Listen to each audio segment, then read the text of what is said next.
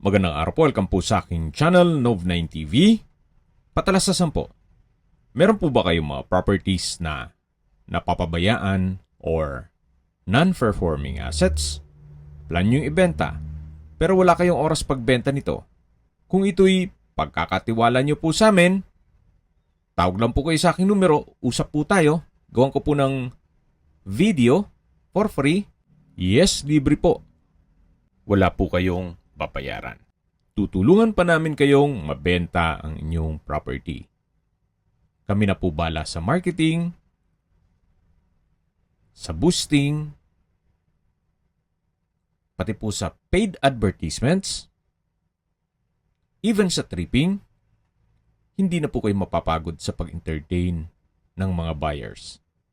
Kami na po bala sa lahat. Tawag lang po kayo. Nandito po tayo ngayon sa General Trias, Cavite, kung saan meron po tayong bagong video presentation, isang 2-story house. May lot area po ito na 162 square meters at may floor area na 53 square meters. May fence and gate na rin po at meron pong malaking bakanting lote dito sa loob ng property. Yan po, tunghayin nyo po itong napakagandang bahay na kung saan napakaaliwalas at ito'y well-maintained. Dito po sa labas ay may garden set at naka-landscape na rin po. Tungkol naman sa dokumento nito, ito'y titulado, buhay po ang may-ari, kaya wala po kayo maging problema sa documentation o sa transfer ng title.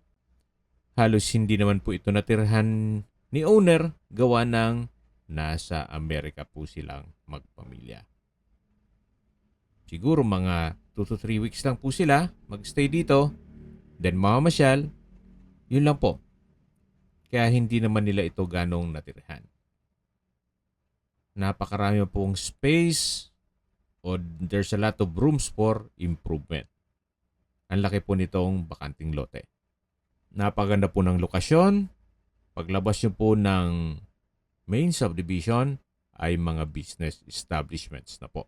At mamaya po sa dulong parte ng video, pag-usapan natin ang distance, location, at travel time. Pati po presyo nito. Ito po yung main door. Pasok po tayo at welcome po dito sa bahay ni Madam. Yan po yung hagdan. Ito po yung living area o salas. Sa dulo yung kitchen na may access door papunta sa likod ng bahay. Naka-ceiling cove design dito sa side ng salas. Naka-tile flooring hanggang dun sa kusina. Meron din po itong ceiling fan. Yan po yung kitchen countertop. May wall-mounted kitchen cabinet. Storage ng kitchen utensils. Kitchen window, at meron din pong stainless sink with faucet. Ito naman po yung dining area. At tungkol naman po sa mga kagamitan, wala pong nabanggit si owner na kung isasama po yan. Siguro pag-usapan nyo na lang kung sakali man na interesado po kayo. At sa taas po nito ay meron pong wall-mounted cabinet at may chandelier. Meron din pong split type aircon. Yan po ulit yung kitchen countertop o formal kitchen. At dito naman po yung living area o salas. At ito naman po yung toilet and bath, na kung saan kompleto din po ang toilet fixtures. At upon tripping po, check natin yan. Ito na po yung hagdan o staircase. Ito yung naka-wooden handrail, then metal railing. Samahan niyo po ako, kaya't po tayo. At dito po sa taas naman, may isang kwarto na hindi natin mapasok gawa ng may natutulog. Pero upon tripping, check natin lahat yan. Ito po yung first bedroom. Sa spasyo, sakto lang. Hindi naman siya ganun kaliit at hindi naman ganun kalaki. Yan po yung pangalawang kwarto at meron pong natutulog. Hindi natin ma-check yan ngayon.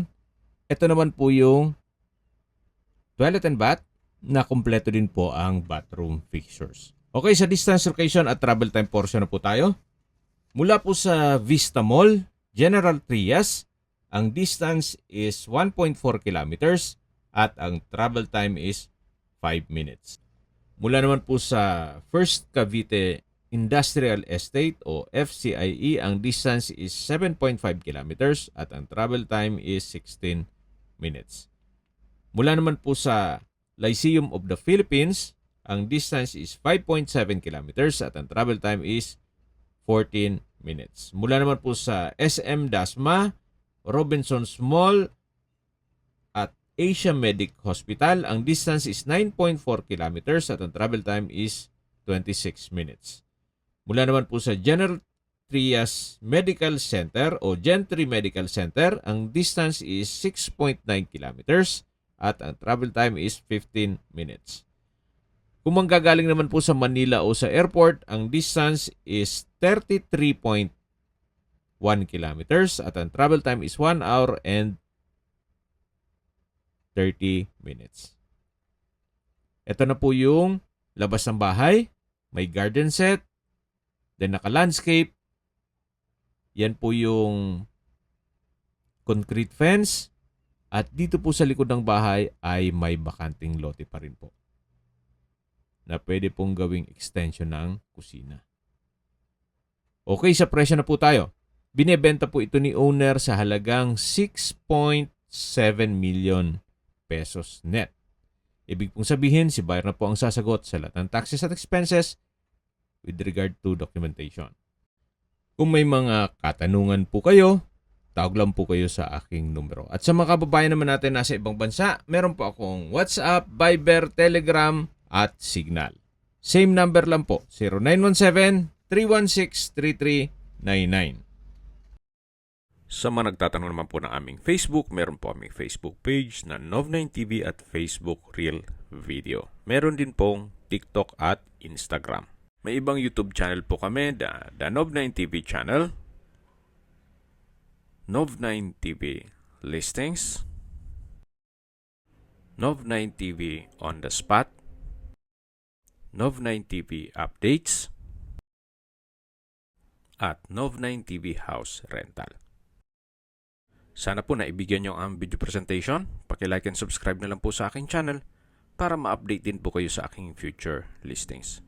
Kung sakali po hanap nyo yung mas malaking sukat ng lupa, meron din po kami ibang listings na pwede nyong pagpilian. Huwag po kayong mag-atubiling tumawag sa amin. Then, let us know your budget para malaman namin kung anong property pwede naming ilog sa inyo. Sa lahat pong viewers, subscriber at nagtiwala po sa amin, salamat po sa suporta. Ingat po kayo lagi at yung pamilya. Maraming salamat po.